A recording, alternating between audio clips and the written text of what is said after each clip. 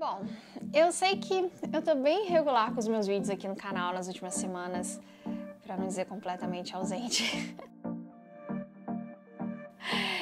E você deve estar esperando que eu vou simplesmente contar que eu tenho trabalhado muito em outra coisa e que tô sem tempo, todos esses clichês e tal. Mas a verdade é que, sim, tenho trabalhado muito em outras coisas, mas é mais profundo que isso. Nas últimas semanas eu andei produzindo meu podcast, que aliás é um projeto que estava na minha gaveta já há muito tempo. E aí aproveitei que eu já estava ausente mesmo para fazer outras coisas, como uma reestruturação lá no blog, eu mudei a identidade visual, planejei conteúdo pro resto do ano, enfim, essas coisas normais. Então, assim, tem sim um motivo de ocupação da mente com outros projetos, mas como eu falei, é mais que isso. Eu aproveitei para que fosse uma pausa para refletir um pouco mais no conteúdo que eu produzo como um todo. Claro que eu tive uma pausa grande de 2 anos, acho que em 2018, se eu não me engano, e voltei em 2021 ou 2020, porque sentia muita falta de produzir vídeos. E essa é a realidade. Eu amo produzir vídeos. Eu gosto de pensar em temas, planejar, filmar, editar. Todas as etapas do processo eu gosto. Então, digamos que eu tava com saudade e a pandemia tava no meio, aí eu resolvi voltar com a ideia de fazer de uma forma que eu gostasse de fazer. Mas apesar de eu ter essa ideia na cabeça, eu voltei sem nenhum plano específico. Apenas voltei. Então, os problemas que eu enfrentei lá atrás, antes de parar da primeira vez, meio que voltaram. Na verdade, já estavam ali, né? Eles nunca tinham ido a lugar nenhum. E se você acompanha o canal há mais tempo, eu já comentei aqui que eu acabei me deixando levar pelo YouTube muito mais do que me conduzir para onde eu queria ir. E isso é totalmente minha culpa. Assumo isso completamente. Eu comecei fazendo vlogs, vídeos lifestyles e acabei caindo na armadilha que a gente cai 90% das vezes na vida, né? De seguir o caminho mais fácil quando a oportunidade se apresenta. E esse caminho fácil foi falar sobre o Canadá. Um país, assim, que eu amo, vamos deixar claro aqui, vocês que conhecem sabem que eu amo morar em Toronto, eu tô sempre andando pela cidade, descobrindo coisas novas e tal, e claro, mostrando pra vocês. Mas eu sempre quis produzir mais que isso.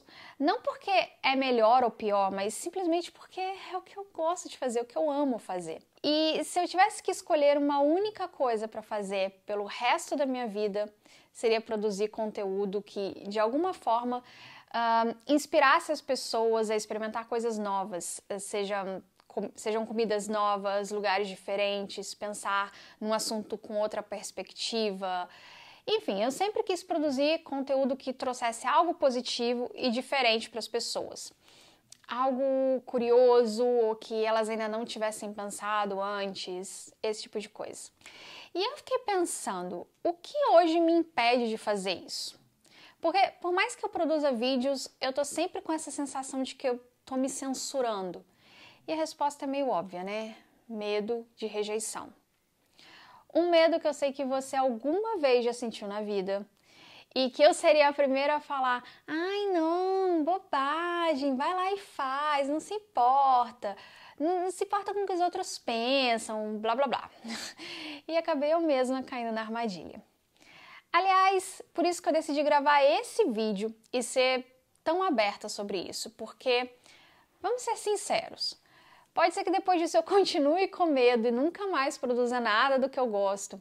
Mas durante esses dias que andei pensando muito no assunto, eu cheguei a algumas conclusões que podem ajudar a outras pessoas que estão assistindo esse vídeo. Eu estava me questionando sobre esse negócio de rejeição, ou seja, esse medo, né, do que as pessoas vão pensar se eu produzir algo diferente do que elas esperam de mim, e fiquei pensando cenários na minha cabeça. Como é que as pessoas odeiam na internet? Primeiro, a gente precisa se livrar desse verbo odiar, porque ninguém odeia na internet assim tão intensamente. É preciso algo muito forte para alguém genuinamente odiar outra pessoa. Elas simplesmente podem não gostar de você na internet. Isso já tira um peso das costas. Segundo, porque por quanto tempo a pessoa não gosta? Vamos supor que ela passa por uma postagem sua no Twitter e não concorda com o que você falou e decide não gostar de você. Ela vai passar quanto tempo nessa vibe?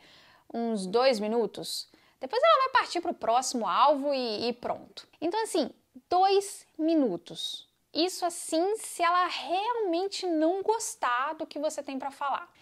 E aí eu fiquei me perguntando, eu deveria ficar com tanto medo assim de não agradar alguém por 2 minutos? Porque vai também de aceitar que eu não sou tão importante assim para a pessoa, né? Acho que muitas vezes nós temos medo de ser julgados, inclusive porque achamos que somos mais importantes do que realmente somos. E a gente não percebe que a maioria nem vai lembrar do nosso nome em 2 minutos. E o contrário? E se a pessoa gostar do que eu produzi para ela? Ela possivelmente vai enxergar valor no que eu faço, vai me seguir e lembrar de mim por bem mais que 2 minutos. Então, assim, o que eu tenho a perder? Aliás, eu faço essa pergunta para você. O que você tem a perder sendo você na internet? Ou qualquer outro ambiente? Se você não está prejudicando alguém, não está roubando, não está matando, o que você tem a perder sendo você mesmo e assumindo quem você é? E quando eu cheguei a essa conclusão, a primeira reação foi de alegria, de estar em paz comigo mesma.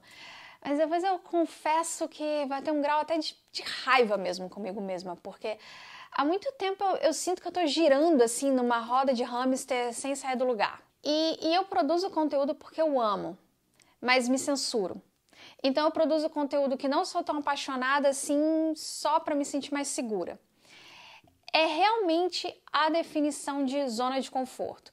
Eu fico numa posição que não amo, mas tenho medo de arriscar para fazer o que realmente quero. E isso por quê? Com medo de 2 minutos de descontentamento de alguém que eu nem conheço. Então, cheguei à conclusão de que a única forma de andar para frente era isso aqui.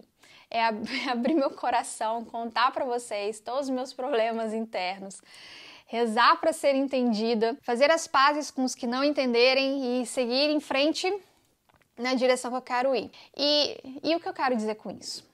Bom, esse desabafo, para ser sincera, tem 2 propósitos. Marcar para mim esse ponto de virada, ser como um rito de passagem para mim, para lembrar que até aqui eu cheguei e agora é hora de virar o rumo. E 2, porque eu pensei que já que eu quero produzir conteúdo que inspire as pessoas a serem melhores versões de si mesmas, essa minha experiência já poderia ser uma boa lição para elas. E o que esperar do canal? Bom, a mesma luz de sempre, positiva, tentando fazer coisas diferentes, correndo atrás do Cirá, mas mais verdadeira que nunca, produzindo o tipo de conteúdo que eu gosto de produzir.